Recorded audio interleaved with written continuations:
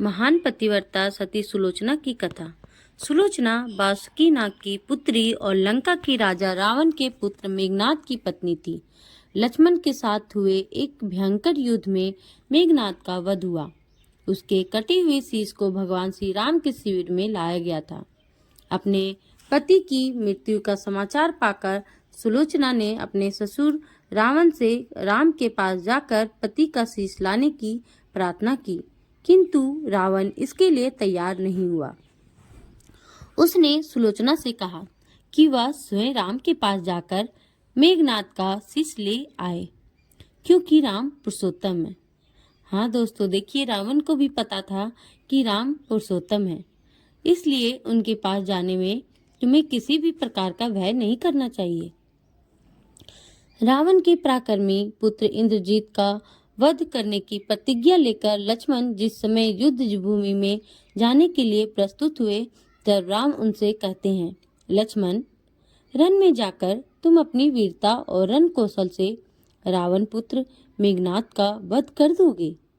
इसमें मुझे कोई संदेह नहीं है, परंतु एक बात का विशेष ध्यान रखना कि मेघनाद का मस्तक भूमि पर किसी भी प्रकार ना गिरे, क्योंकि मेघनाद एक नारी का व्रत का पालक है। उसकी पत्नी परम पतिव्रता है।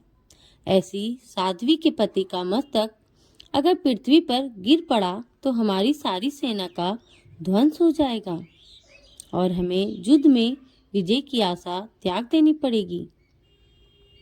लक्ष्मण अपनी सेना लेकर चल पड़े। समर भूमि में उन्होंने वैसा ही किया। युद्ध में अपने बाणों से उन्होंने मेघनाद का मस्तक उतार लिया, पर उसे पृथ्वी पर नहीं गिरने दिया। हनुमान उस मस्तक को रघुनंदन के पास ले आए। मेघनाद की दाहिनी भुजा आकाश में उड़ती हुई उसकी पत्नी सुलोचना के पास जा गिरी। सुलोचना चकित हो गई।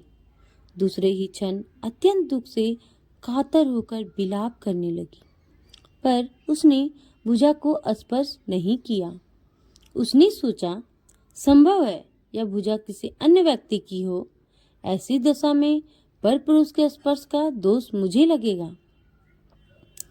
निर्णय करने के लिए उसने भुजा से कहा, यदि तुम मेरे स्वामी की भुजा है तो मेरी पतिव्रता की शक्ति से युद्ध का सारा वृतांत लिख दे। भुजा में दासी ने लेखनी पकड़ा दी।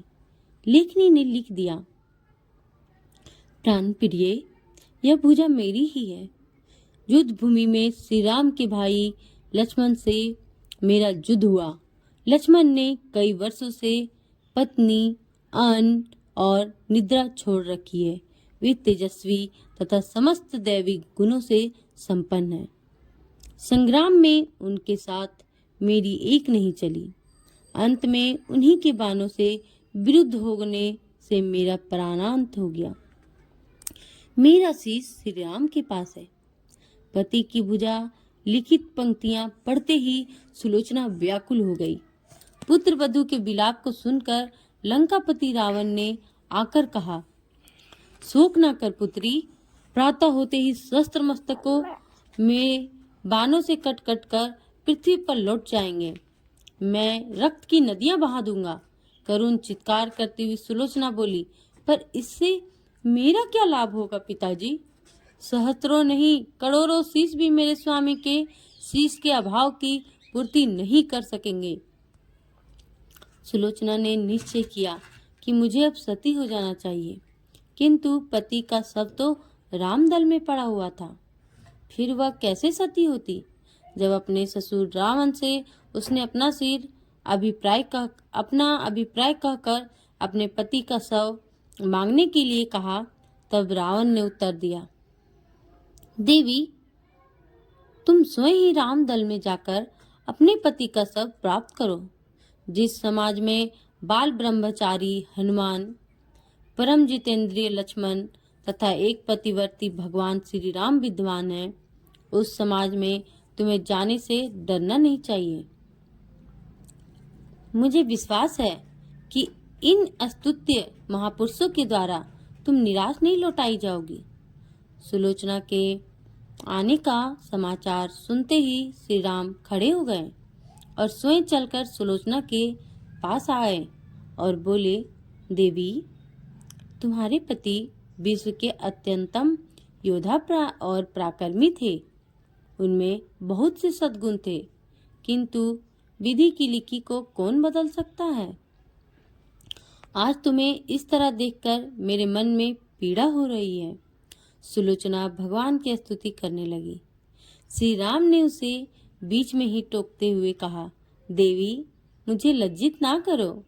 पतिव्रता की महिमा अपार है, उसकी शक्ति की तुलना नहीं है। मैं जानता हूँ कि तुम परम सती हो। तुम्हारे सतीत्व से तो विश्व भी थर्राता है। अपने स्वयं यहाँ आने का कारण बताओ कि मैं तुम्हारी किस प्रकार सहायता कर सकता हूँ। सुलोचना ने अश्रुपूरित नयनों से प्रभु की ओर देखा और बोली, राघवेंद्र, मैं सती होने के लिए अपने पति का मस्तक लेने के लिए यहाँ पर आई हूँ। श्री राम ने शीघ्र ही ससम्मान मेघनाद का शीश मंगवाया और सुलोचना को दे दिया। पति का छिन्न शीश देखते ही सुलोचना का हृदय अत्यधिक द्रवित हो गया।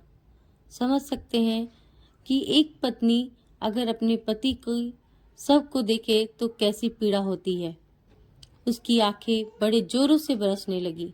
रोते रोते उसने पास खड़े लक्ष्मण की ओर देखा और कहा, सुमित्रा नंदन, तुम भूलकर भी गर्व मत करना कि मेघनाद का वध मैंने किया है। मेघनाद को धराशायी करने की शक्ति विश्व में किसी के पास नहीं थी। यह तो 2 पतिव्रता नारियों का भाग्य था।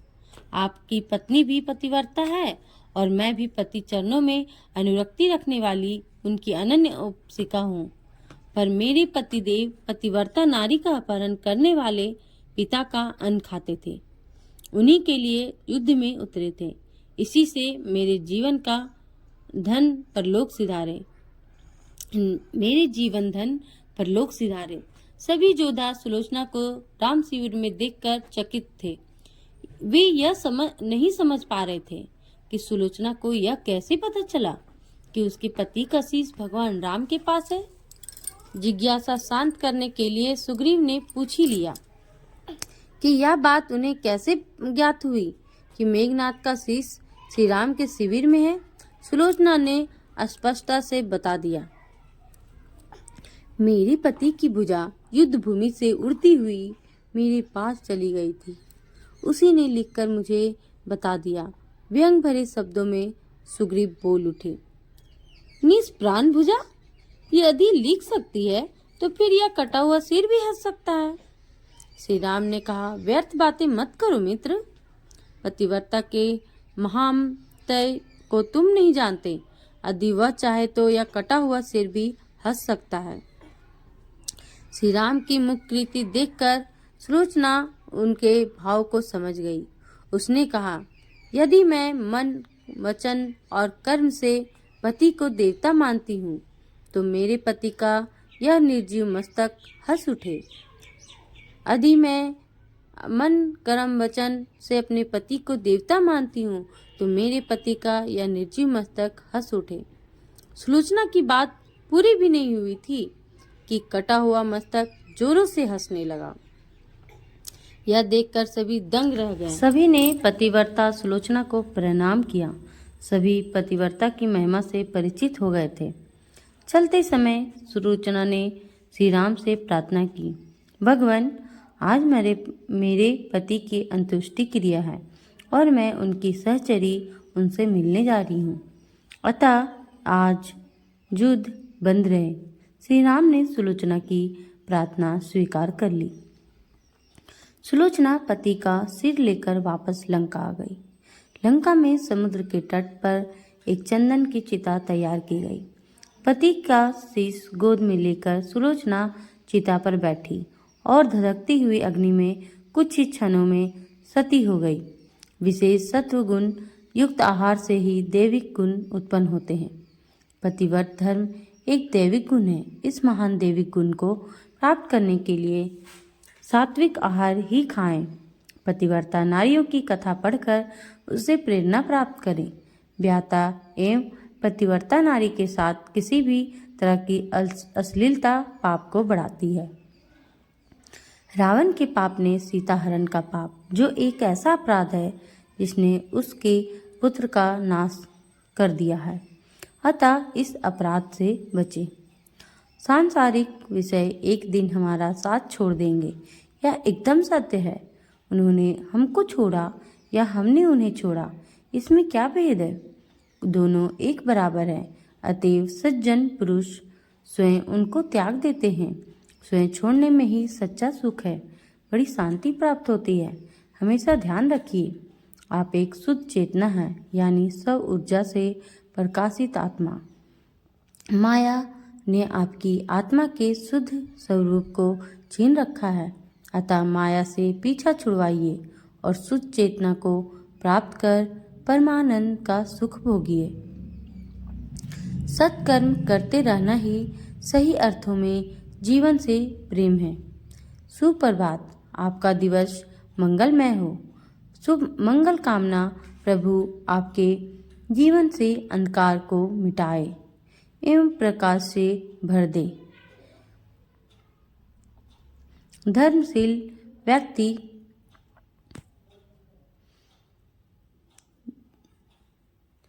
जिमी सरिता सागर में नाही, यद्यपि ताही कामना नाही।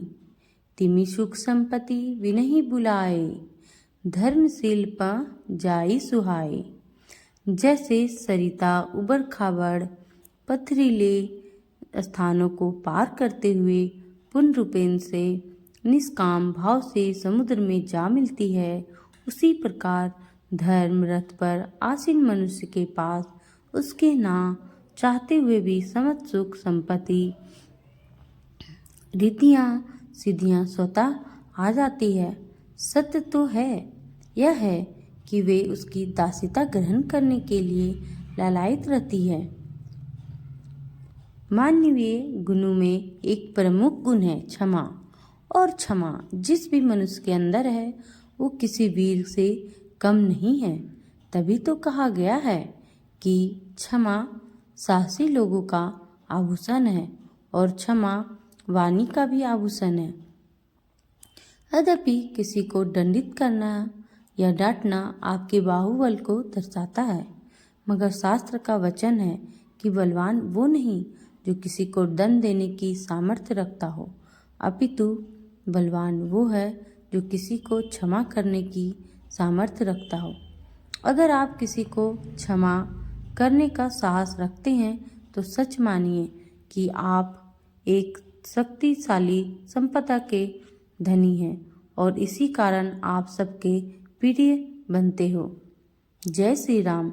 आपको अगर हमारी कहानी अच्छी लगती हो तो हमारे चैनल को सब्सक्राइब करें ताकि आपको ऐसे ही अच्छी कहानियाँ मिलती रहे। इसके लिए बेल आइकन दबाना बिल्कुल ना भूलें और प्रेम से बोलिए जय श्री राम।